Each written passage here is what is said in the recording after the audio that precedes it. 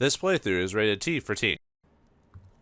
This game is just getting started. Greetings and salutations, viewers. Vauldemare back here with another episode of Sherlock Holmes vs. Jack the Ripper.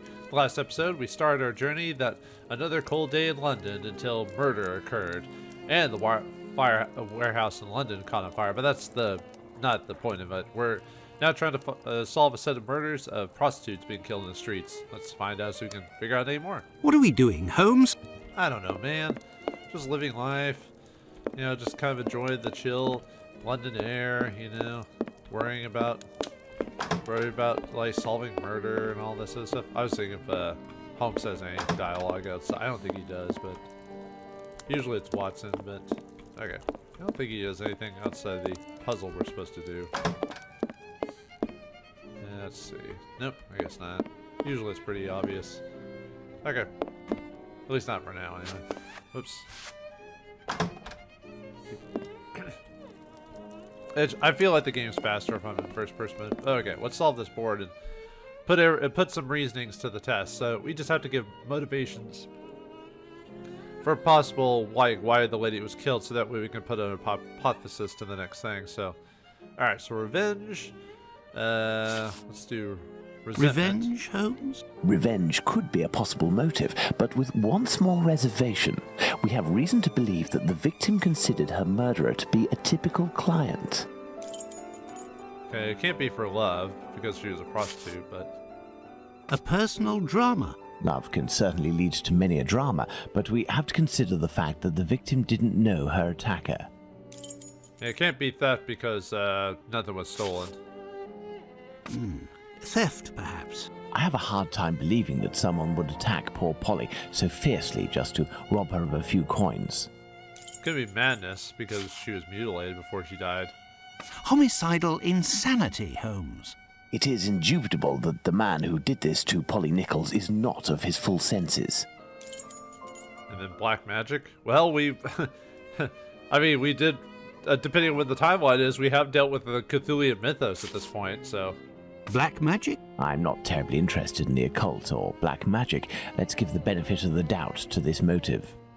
Okay, so possibly revenge, madness, and black magic. Elementary. Very well, Watson. I think that we've exhausted the topic.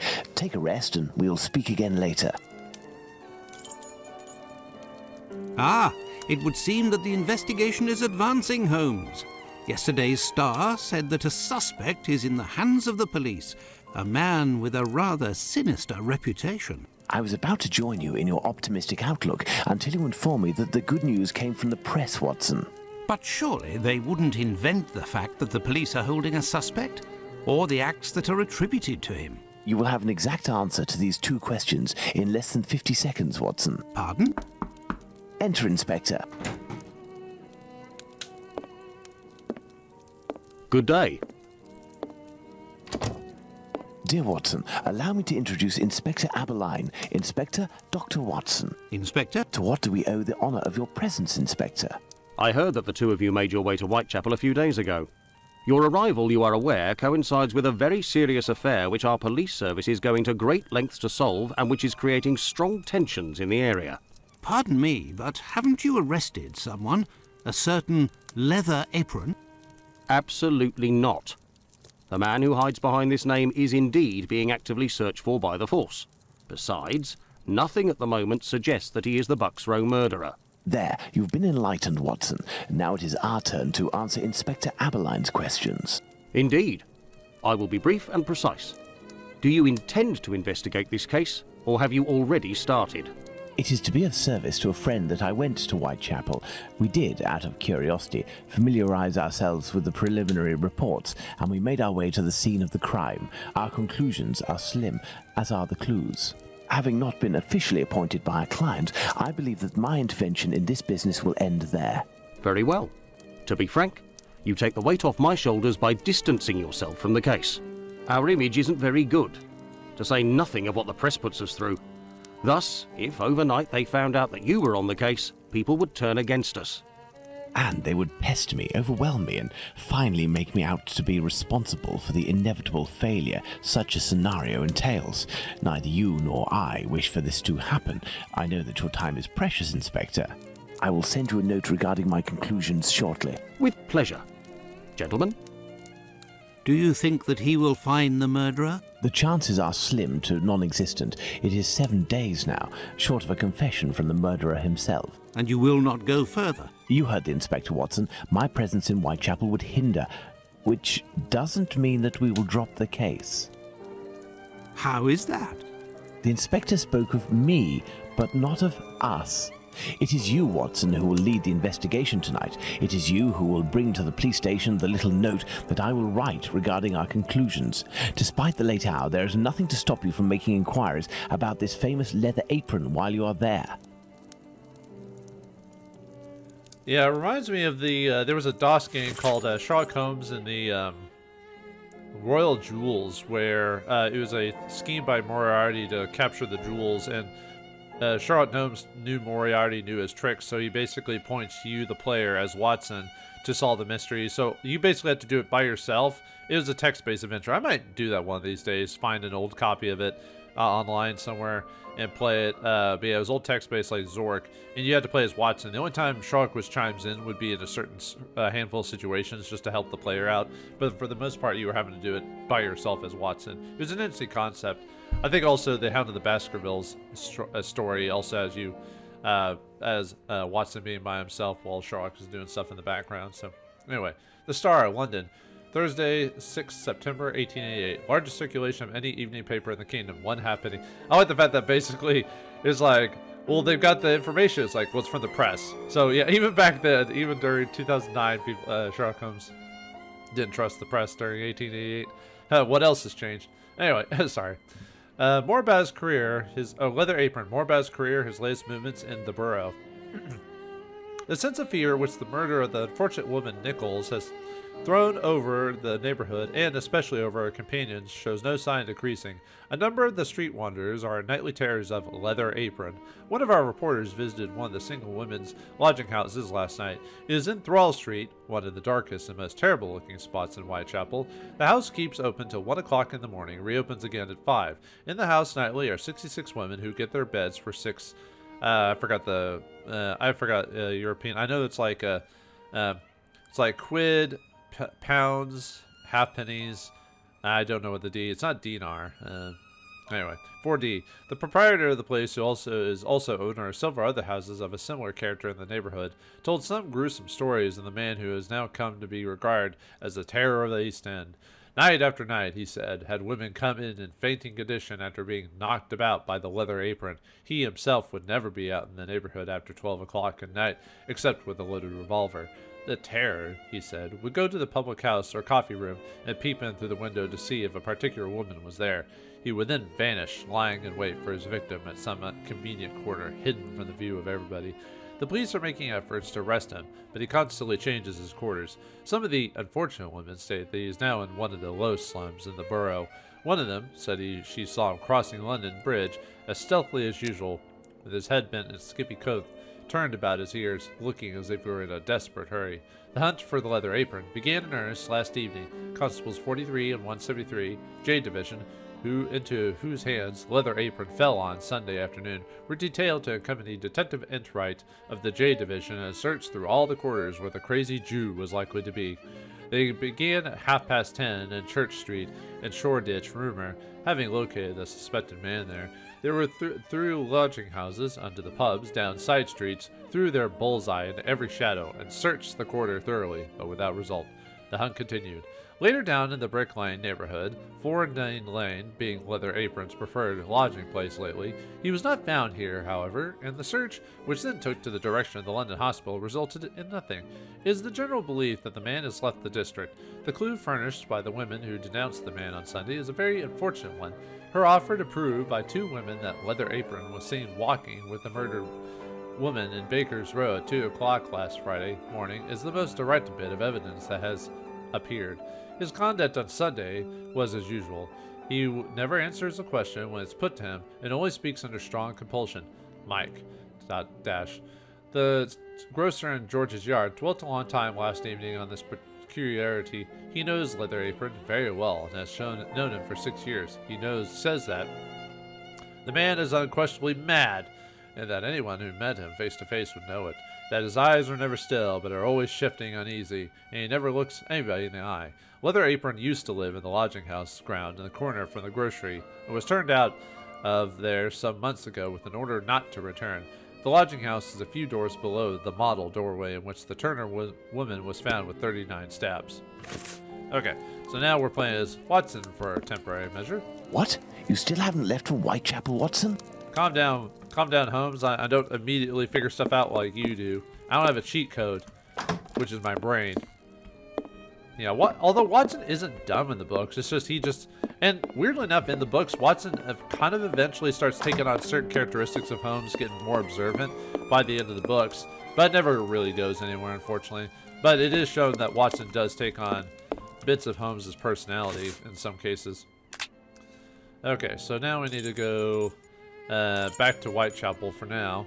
So now we need to figure out, let's see, let's go to, we need to go to Finley's, I believe, so let's go. Well, if I follow Holmes's instructions, then to begin my investigation into this Leather Apron, I must first head to the police station. Or the police station, yeah, sorry. Then I go to Finley's. I was a little ahead of schedule, so, alright. Oh, in terms of elementary, Holmes only says that like twice in all the short stories. He never says elementary, my dear Watson. He just said elementary. And yeah, it's like 2 or 3 times or something like that. It's not very often in the books, but people say he said it all the time, which is not true. Good evening, sir. What do you... I know you. You were here last week with Sherlock Holmes. Yep, I am with him, but I am not of him. Indeed. I have come to bring a message from Sherlock Holmes for Inspector Aberline. Very well, I will pass it on. But come to think of it, someone was asking about you recently. Finley, the caretaker of some shady boarding house nearby. Does that mean anything to you? Ah, perhaps. Okay, now we need to go see Finley. Actually, I read in the Star that you have arrested a suspect called Leather Apron. You shouldn't believe what you read in that rag, sir. The man is being hunted, but we have yet to get our hands on him, and we aren't close to it either. Why ever not? Bah, he's a specialist in the streetwalker racket. These girls make pitiful witnesses, and we don't inspire confidence. Furthermore, the man seems to be pretty discreet lately. Someone must be helping to hide him. I wonder who it is. How to get on his trail, then? One of these girls would have to confide in us and give a valid description of the man. Then we'd ask around the journeymen, who use aprons, I imagine. Alright. Got a lead or at least a location. Well, goodbye. I must go to Finley's boarding house. I mean, the game basically tells us where to go next, so. I must go to Finley's boarding house. You just told us that just a second ago, dude. What are you doing now? Good evening, Finley. Oh, good evening, sir. Aren't you the gentleman who was with the great detective the other time? That is indeed me, Dr. Watson. I am Dr. Watson. Don't forget it. Tell me, Finley, I was told that you were looking for us at the police station. Indeed, I wanted to thank you for last time, you know. That vagrant has never set foot round mine again. I even found a tenant, one who pays his rent, I mean. Okay. You don't seem very happy, but you were lucky to have found a good tenant so quickly. It's just that this man is very strange. He paid several days in advance and I gave him a key to the place. Since then, he goes out every night and returns at ungodly hours. I'm sure he goes to visit the ladies, but still, every night. And when he moved in, something must have broken in his case and stank up the stairs in his room for 2 days. I think it was a jar. It must be over there. Or a bottle of some sort. Tell me, have you heard talk of Leather Apron? By the papers, that's all. This man seems very sinister. Do you know any journeymen who use this type of apron? The slaughterhouse butchers, I believe, but definitely the cobblers. I know one, old Isaac Solomonovich. His workshop is on a small street in the Jewish community, across from the hospital. He's a good man. He can help you. But you know, the people there are very close and don't share much with non-Jews. Okay, at least hopefully they're not in an underground, like, railroad type of situation where if you bust down a wall, they're all going to pop out, like, never mind. Thank you, Finley. At your service, sir. Let's check this glass bottle situation. This odour is very strong indeed, but the whole neighbourhood as such has a dreadful stench. Finley might have an idea as to what this jar that contained. What do you want, Doctor? Well, the strange smell, dude. You're right, the pieces of the jar that your tenant broke do give off a strange smell. It's true. That's quite normal given his trade. Yes, and what would the trade be of your strange tenant? A doctor like yourself, I believe. Dr. Tumblety, a foreigner. Canadian, perhaps. Dr. Tumblety. It might be interesting to know more about him. Now, for those who know about the Jack the Ripper story, that name will be very familiar. Thank you, Finley. At your service, sir. I've always wanted to go to England to go check out the Jack the Ripper Museum and stuff like that, but man, I just don't have the money or time to be able to do stuff like that. Maybe one day when I get older. But for now, well, I'm already pretty old now, but you know what I mean. I mean, I guess I technically have the money, but well. All right, so we need to go to Lucy's lodgings now to ask people around about stuff. So You're in a rush, my pretty? Come, I'll have you done so quickly you'll only have time to pay. okay, oh no, that's it. What are you looking for? Tricks? Opium? Girl? Sailor? How progressive of you. Either way, what difference does it make? People these days ain't like they used to be. Old gray banshee ain't what she used to be. No, it would be better not to insist. Yeah, don't Watson is, well, actually Watson might be married at this point, depending, or his wife might have died. Tell me, is it? Come, my man, you won't regret it. Because Watson was married, but then his wife died in, like, off screen after the Sherlock Holmes died.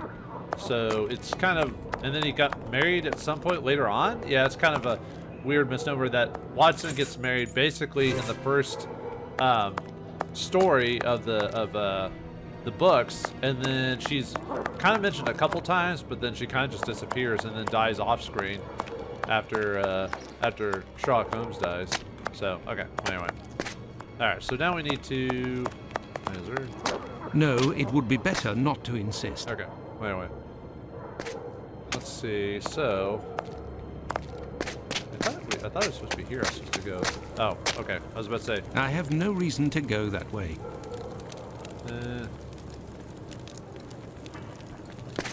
You're in a rush, my pretty? Come, I'll have you done so quickly you'll only have time to pay. I'm supposed to talk... You're in a rush, my pretty? Okay, maybe I'm in the... Because I'm supposed to ask that... Well, someone around here is supposed to tell me about the leather apron, but no, it would be better not to insist.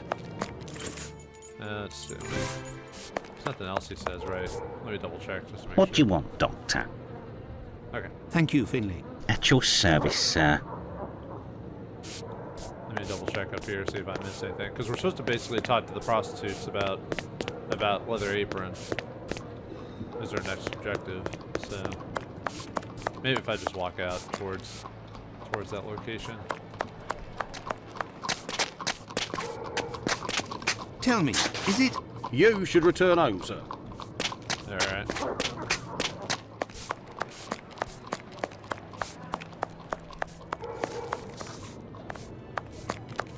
I have nothing to ask.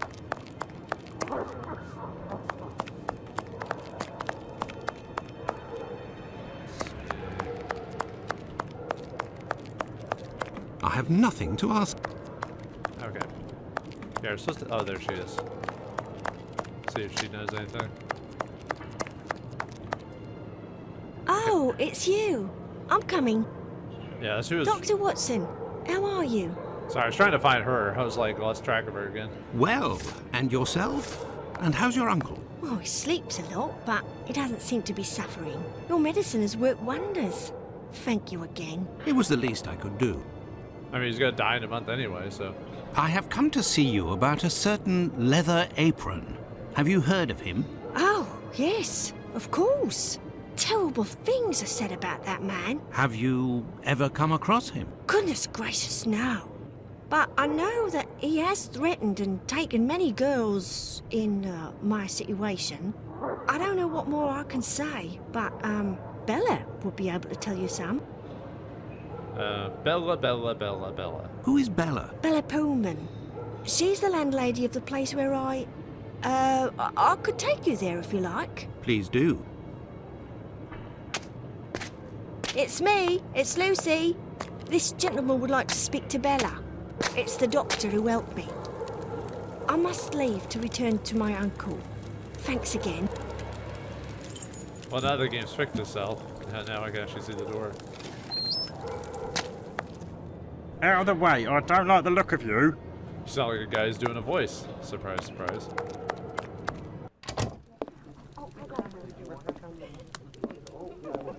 Can I get a refill, please?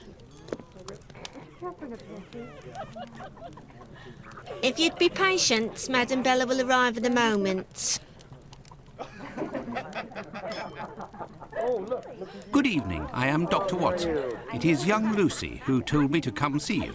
Ah, so you're the Good Samaritan who saved her uncle without asking for anything in return. And now you've come to see me, no doubt, to explain that the poor little thing doesn't belong here, and you will see to her future. Well, if you expect me to let her leave with you... It's not that, Ma'am. You should know I am a married man. And why should that matter? Well, because Watson's actually respectful to his wife, so he is still married in this.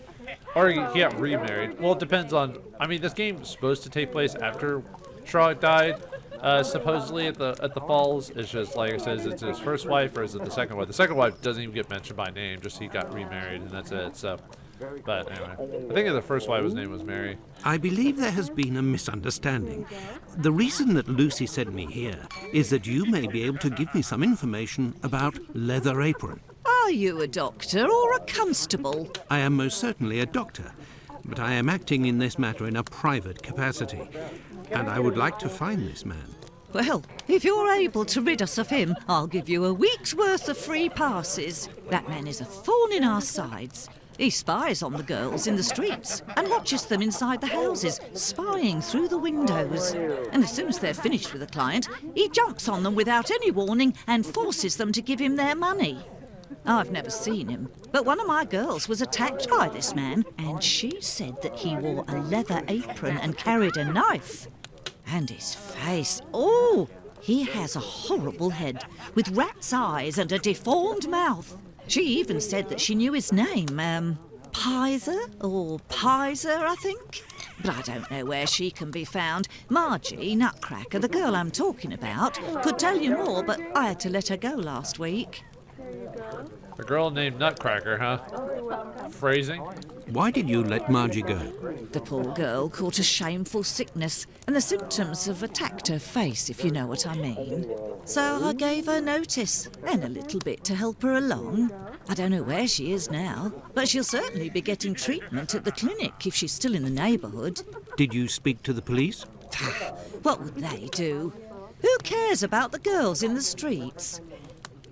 She basically got, I forgot what the diseases were, basically pock marks and stuff like that all over her face. Herpes, that's it, so. Would you have received a visit from another doctor, a stranger by the name of Tumbleton? I'm just like you, Doctor, sworn to secrecy in my profession. But as I've taken a fancy to you, I can tell you that this name is not unknown to me. And if you do me a little favour, it is possible I might remember something about him. Great, more side quests. Woo. What kind of favour must I do for you? You see that man over there? He's a rich artist, a painter, a regular client round here. Well, yesterday, he came and left his cane in the umbrella stand in the hall before going into one of the rooms. Well, when he returned to this room, the cane had disappeared. It's a cane with a massive silver knob. Must be worth a fortune.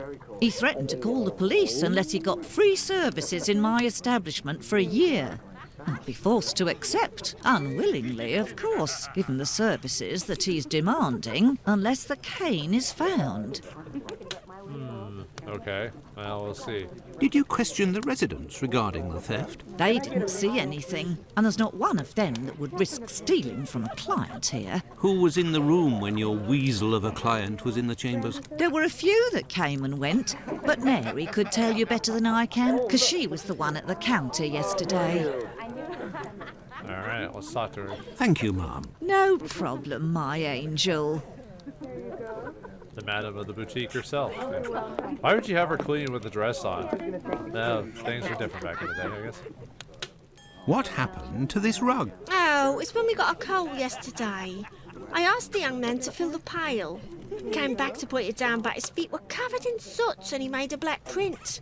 Madam Bella said it was my fault and I got a shilling's penalty.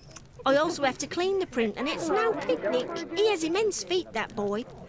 You know what they say about a man with big shoes, right? He's got big hands. I heard that there was a theft yesterday. Did you see anything? No, and I was here the whole time. Where are you now? Who delivers the coal? It's never the same person. I've never seen that lad before. Uh-oh. Do you always keep an eye on the coat stand? Oh, yes. Well, when the coal delivery came, a client came out of the chambers and stopped me from seeing the boy who brought the bucket of coal. You don't think he would have taken advantage? Okay, maybe.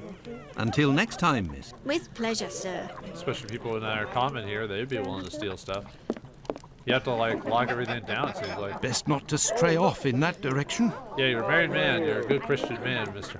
Best not to stray off in that direction. Yeah, he's like, nope, not in pure thoughts. These paintings are suggestive, at the very least. Ah, show an ankle. Oh, I gotta get censored on YouTube. No. These paintings are suggestive, at the very least. Okay, that's actually suggested. The ankle is the one that's just more of a joke. These paintings are... He just says the same thing. These paintings are... Okay, fine. Best not to stray off in that... Okay. These paintings are... Good evening, sir. Good evening, my dear man. I was led to believe that you're a doctor. None of the residents of this establishment are among my patients, sir. Oh, you're not here as a doctor, but as a man, then. I understand. This is my kind of place, too. It's in these houses in Whitechapel that you find the girls that are the most natural and definitely the most docile. Your way of speaking about these women is not that of a gentleman, sir. Yeah, Watson is a gentleman, same with like Sherlock Holmes. See, the old English gentleman, that's not a thing anymore, but, you know, it was. I heard that you were the victim of a robbery here. Oh, I'm not complaining. The loss of that walking stick will certainly bring me a very pleasant compensation. It's almost like you wanted it to be stolen. What does your cane look like? The stick is ebony, about 35 inches long. The round knob is made from chiseled silver with a ring around the middle of the same workmanship, just like the tip, for that matter. If you find it, don't tell a soul. Keep it for yourself. Got it? I see. Well, goodbye, sir. Goodbye. Or until next time. And good evening. So it sounds like you wanted it to be stolen. There's another picture. These paintings are... Okay, now we need to leave and go to our next location, so... Out of the way, I don't like the look of you. Yeah, it sounds like a guy just basically put a nasal to his hand and be like... No, it would be better not to insist. I don't think anyone here was anything. No, it would be better not to insist. Okay, well anyway, let's go to the chapel. Or chapel clinic. Let's find this guy.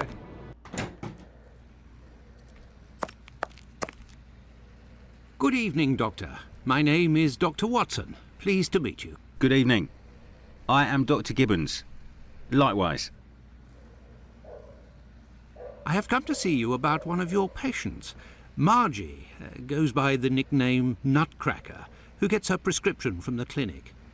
She's a lady of the night and is afflicted with a venereal disease. I know who you're talking about. Indeed, Margie has syphilis and is being treated with mercury. Do you have her address? No. And for your information, she left London for good 3 days ago. She felt threatened. Or she has syphilis, whatever. But yeah, I'm sorry. I don't know why I said herpes. Well, I mean, herpes does do stuff for your face, but yeah, syphilis is a lot worse. A lot worse. Margie felt threatened. But by whom? I believe that Margie was particularly scared of a terrifying man who attacked her once.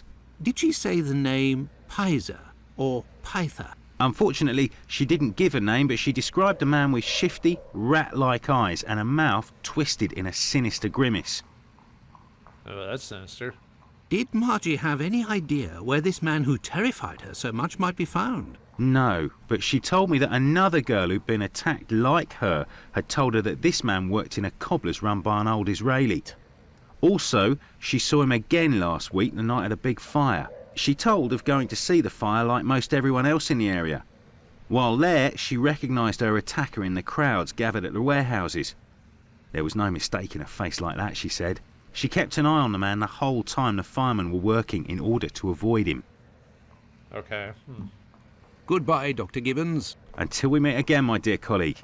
We have to talk to him again here in a second, but let me, These footprints are the same as those found on the rug at the brothel. Yeah, that's supposed to give us a clue. Anyone else we can talk to here? Sick lady! Sick lady! Okay, I guess not, so... Okay, wait, let's talk to him again now that we got that information. What can I do for you, my dear colleague?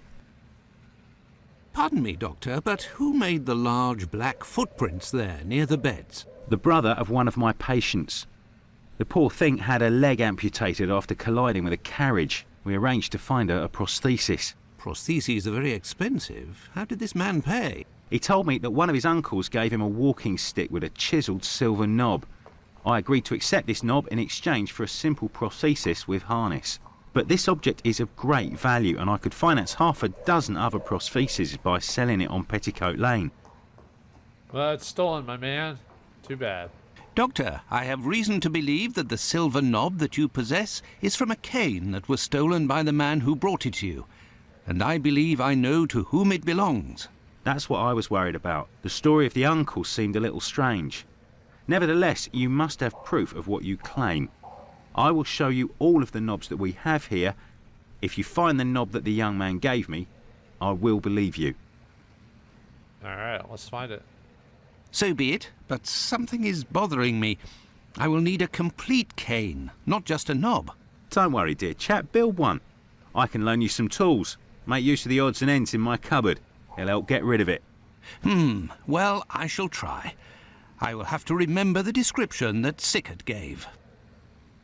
Alright. Goodbye, Dr. Gibbons. Until we meet again, my dear colleague. So basically, it threw away the the wood part of it and just but we have to put together a cane. That seems kind of silly, but okay. All right, so you need to build this thing together. So we need to choose for the stick size. It has to be, was it 36 inches, I believe. So, and then we need the knob to put it together. So. Let's see. Fork knob, and then rings, which are the bottom part. Oh, sorry, rings are the middle part here. So, so this one, and then for the cusp, the fourth one here. There, all done. Holmes couldn't have done better himself. What can I do for you, my dear colleague? Well, I put it together, my man. You told me to put it together. I believe I found the knob from the stolen cane, which I succeeded in putting back together. That's the one. And yet I cannot give it to you, Doctor. I will only return it to the police, and only if there is an official complaint against me. Would there be a way to convince you to give me the cane? Find me a dozen solid adjustable harnesses for wooden leg prostheses, and it's yours, Doctor. What type of game is this where instead of solving the mystery, we're doing like little projects for everyone? Come on, game. You're better than this. Goodbye, Dr. Gibbons. Until we meet again, my dear colleague. Because I don't remember the other games in the series being like this. It was just this one that they decided to put you on side tangents for some weird reason. Like there wasn't enough mystery in the game to solve it, so yeah, we had to find some harnesses. This interview with the doctor revealed an important fact. Leather Apron could not be the Bucks Row murderer. According to Margie, the villain passed most of the night of the crime at the fire. He could not have been at the scene of the murder at the moment it was committed. He is nonetheless a dangerous character. Yeah, we still have to watch out for him. We just, Okay, so... Alright, so we need to find the,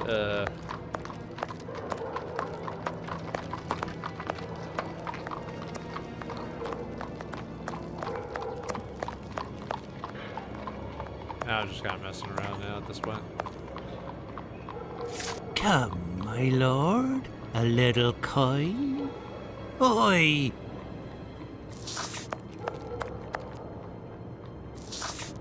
Okay, wait. Nope, can't go in there. So yeah, now we need to find the shop of this man.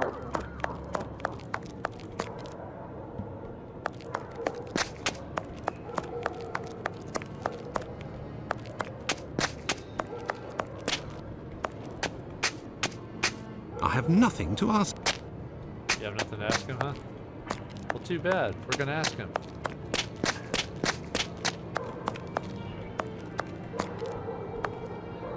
I have nothing to ask.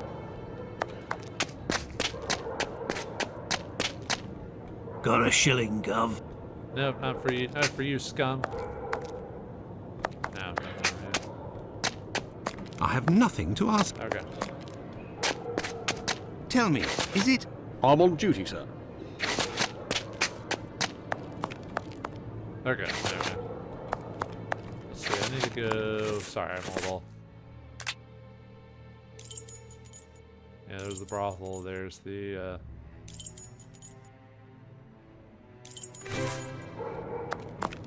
Let's see...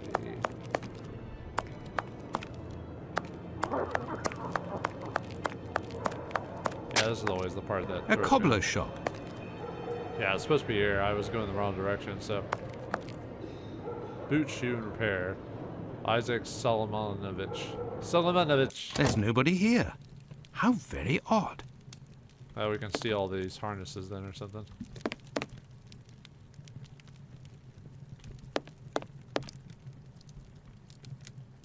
There's a harness there.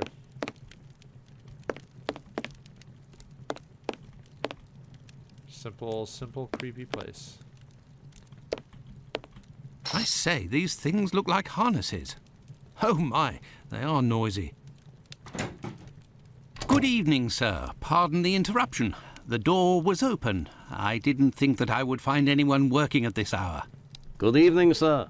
I didn't hear you come in. Ah, doing the typical accent, huh? Just kidding. Say, those things that made noise, they are really harnesses, aren't they? Yes, horse harnesses. But I must tell you, sir, that the store is normally closed at this hour. That is why I've asked you to return tomorrow. Well, we need those now. So, because time's a factor, Lois. I didn't come about my shoes. I came to speak of a cobbler, perhaps one of your former employees? A man with very particular habits. You aren't with the police by any chance? I'm sorry, but I do not want to speak of anything but shoes with you. We see... yeah, Finley sends his regards. He'll break your kneecaps. I am not a policeman. I am Dr. Watson. It's Mr. Finley, who told me that you might be in a position to inform me. Ah, that Mr. Finley is a very brave man. And if he sent you, then you must certainly be a worthy man also. So, Doctor, who is this cobbler with strange habits? Mr. Pizer or Pfizer or whatever? The man of whom I speak is called Pizer or Pyther, a man with a frightening face. Do you know him? Yes, John Pizer. He worked here for a while. but he is no longer here. Where'd he go then? Do you know where I can find him? No, and if you look, you will not find him. Why? Because he is in hiding, Doctor. You see, a week ago, a horrible murder took place in the neighborhood. A rumor circulated that he might have been responsible for this crime. They say he has quarreled with women of certain virtue in the past, if you understand me. No one will ever say it out in the row, huh? Isaac, it is about the Bucks Row case that I have come to see you. I have the certitude and an incontestable witness that Pizer is innocent, at least of this crime, although he has attacked a number of street women. If he doesn't come forward to explain himself to the authorities, he is condemned to hiding and to take the fall for this murder. Furthermore, it will cast suspicions on your community because they must be hiding him. And while the whole police force is hunting for him, they cannot concentrate on the real assassin who roams the streets and, one never knows, may take any one of you any day. If what you say is true, your visit is a godsend to our community, Doctor. I tell you something. I know Sergeant Thick, an honest policeman who lives in the area. I'll tell John's family that he must go there to explain himself. But if you could please go as soon as possible to the police to give them this report that you say is incontestable. I will go as soon as I take leave of you. Thank you.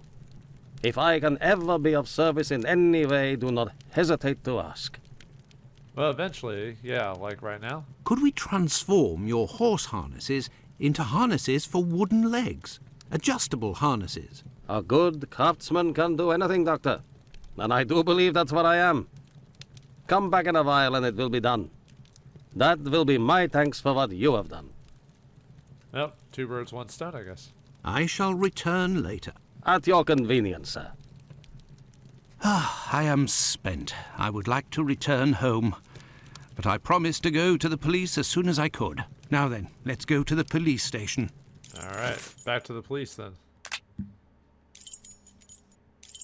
Click it. Maybe we'll find out what Holmes has been up to.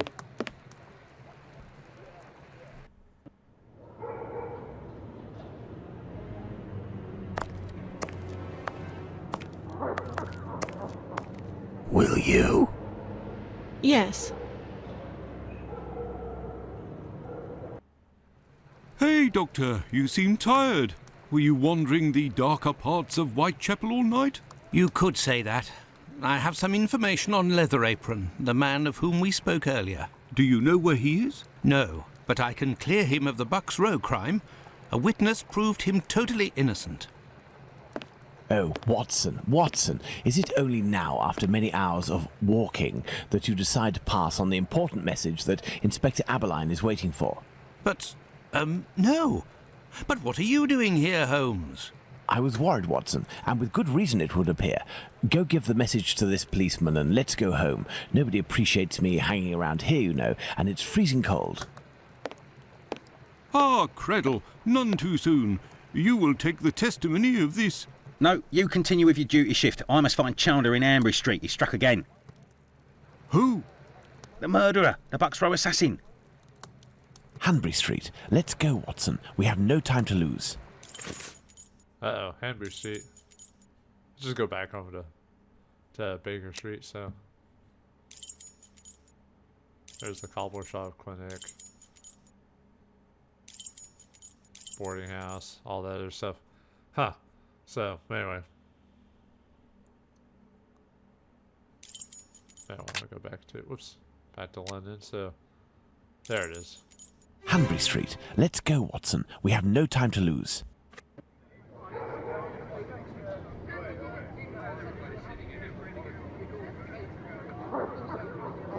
Alright, so the guy struck again, obviously, because we knew that the Leather Apron. Not much of a crowd, huh? Well, it's the limits of the engine at the time. But what are the police doing? Bunch of incompetents. I've seen your model in the last game. Weren't you, I forgot. Weren't you at the bank or something like that, or one of the people that... I know the killer. It's a fact. I know who it is, but I can't say. I won't say.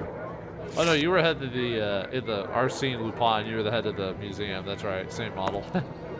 This time a killer beat her to a pulp, a slut. Hey now. I have nothing to ask. The lady just died, dude. I have nothing to ask. I was just seeing if anyone had any. This time a killer beat her to a There we go. I know the killer. You sound like, look like Ebenezer Scrooge. Looks like they're offering a reward to turn in the Whitechapel killer. Even a pardon to the accomplice who rats him out. We don't need the money, though. I have nothing to ask. I was just curious. Alright, you know. Cat's meat, yeah, you had to do it back then. You can go in, Mr. Holmes. She's there. We didn't touch a thing. Haha. For being a famous detective, we can do basically anything we want. Oh, yeah.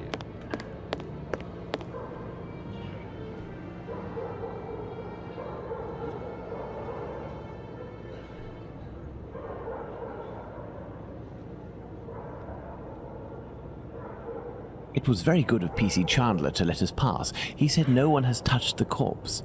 It's the perfect opportunity for us to put our skills to the test. Watson, let's not waste it. So we get a free few moments before the police kind of, or the inspectors come in or whatever, so, alright, we check. This fence separates the courtyard from the neighbours, 27 Hanbury Street.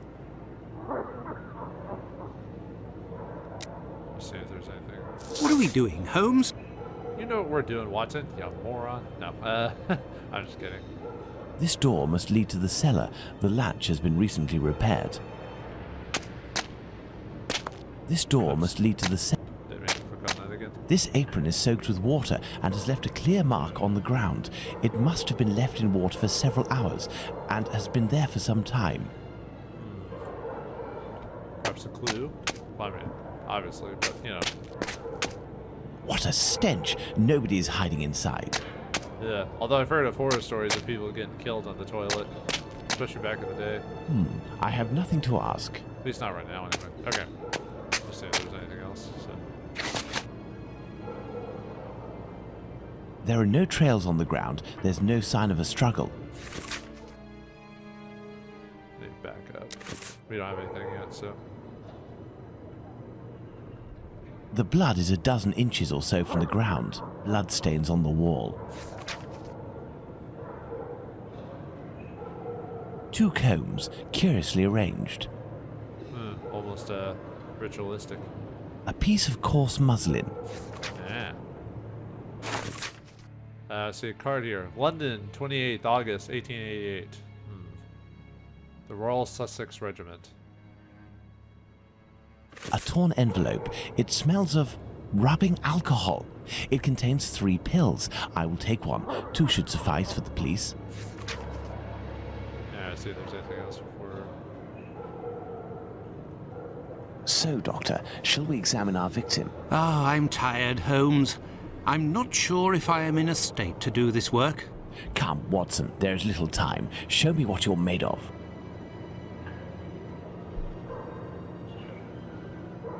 Oh, my God. Pray, Watson, pull yourself together. Can you establish the time of the crime?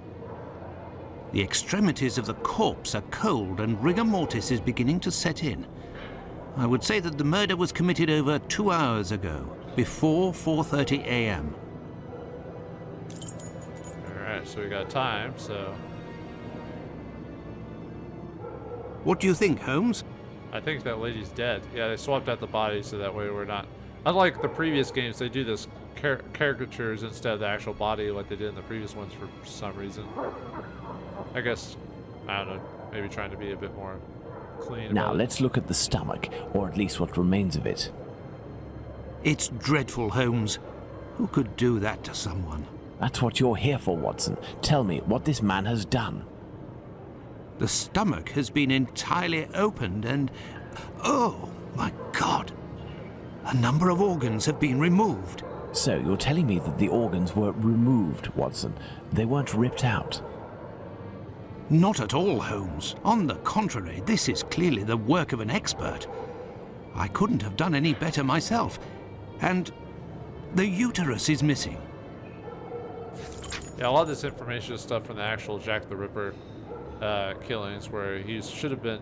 A lot of people, that's why he assumed he's a medical professional, or at least had had studied medical profession just because he knew how the physical anatomy of people worked. Looky here. It would seem he has a mark on his left hand. You mean she? The victim must have worn a large ring or several little ones, and someone pulled them off forcefully. This detail will be very valuable, Watson. You can be sure of that. I think that's it on this. Yeah, it's weird how they do the caricature, but then when it comes to stuff like this, they make sure it's realistic. So, yeah, standard is pockmarks. Man, look how crazy. I wonder if that's actually based off someone, like a dead person's hand or something like that. Huh, I don't know.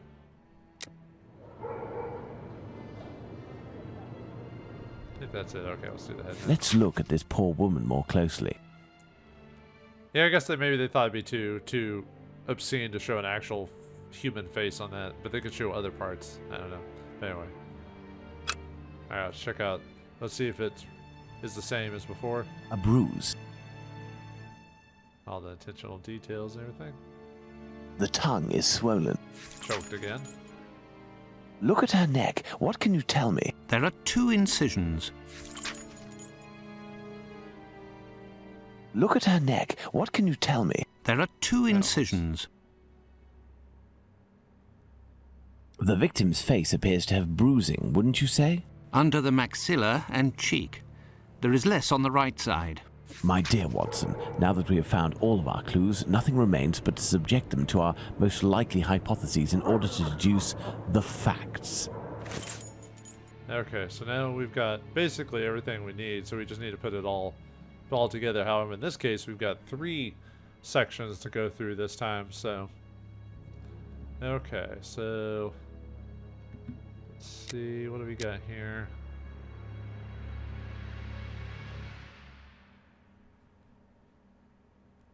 Okay, so just need to pull all this up, so...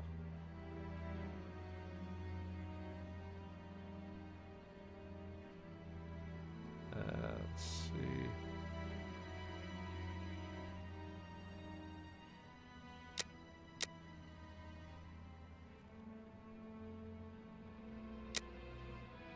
Yeah, just kind of have to put these down. Really, it's all a case of just putting stuff down until something appears. So, you know, there's really no challenge in this because, like I said, you just put stuff down until something appears.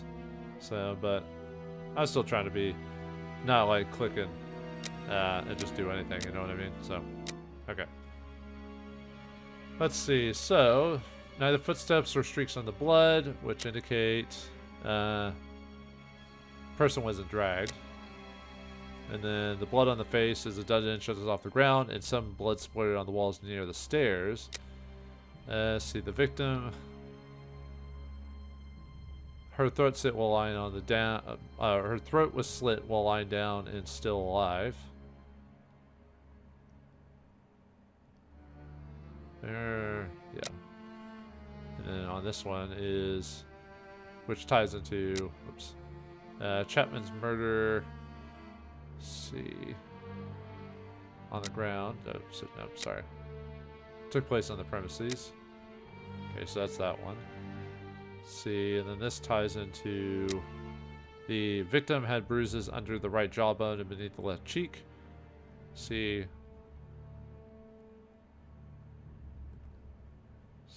left, I think that's the left hand in this. And then that ties into this one, which, let's see. The murderer still slit the victim out with his left hand, which ties into this one, which gives you killer was right-handed this time. Oh wait, no, sorry.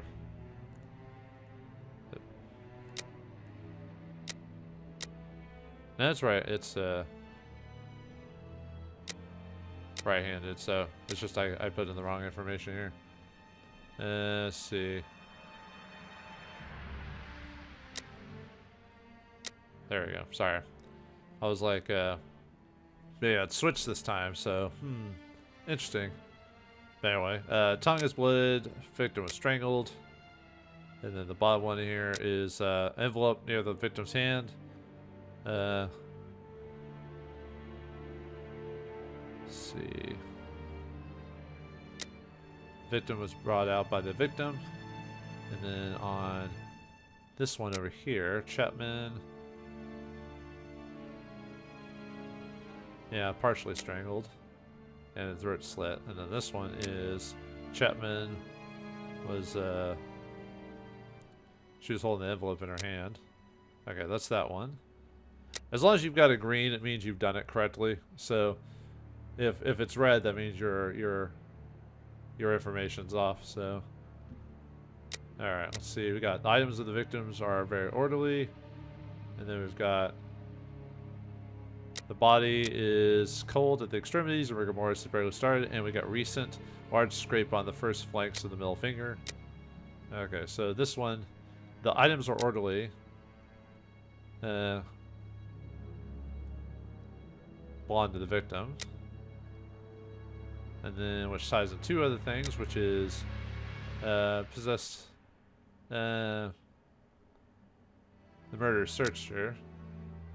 And then the other one is oops, I don't know why I put allied that comes there, but anyway.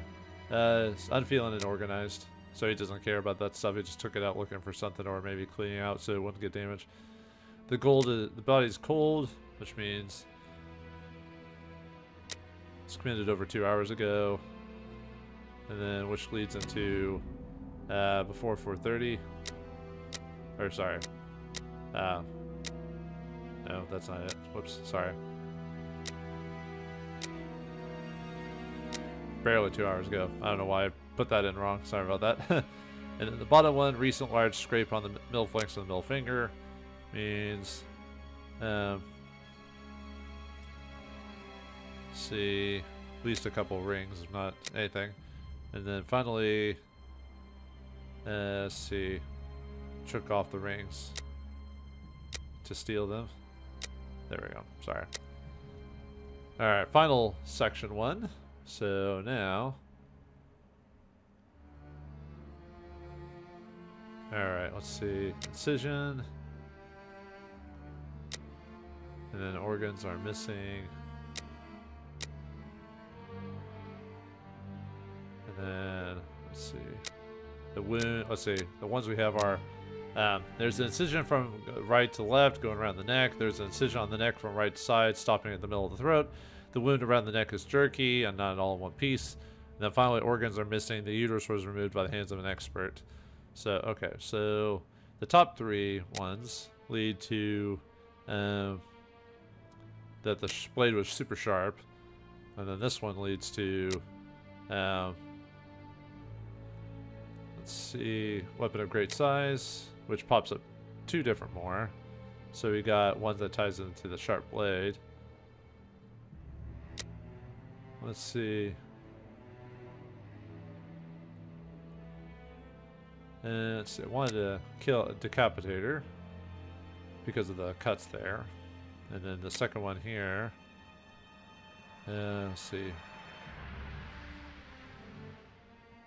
Oops, sorry. Removed and taken. He took the uterus for some sick reason. And then finally, Chapman was a knowledge of anatomy, so. I hear a noise coming from the street, Watson. The authorities are arriving. It's time for us to go. Holmes has been locked away in his room for days, always saying the same things. I'm thinking, Watson. Very good, Watson. As you wish, Watson. But I am thinking too, so much so that I can't sleep. Annie Chapman. Good Lord. The poor ladies dying amongst London themselves, which makes this place a very dangerous area to deed. And if we can't get our information together, more ladies will die. We'll be able to get a good grip of the situation and gather more information before anything gets worse. Find out next time in the next episode of Sherlock Holmes vs. Jack the Ripper. Thanks for watching. Hope you enjoyed. I'll see you next time.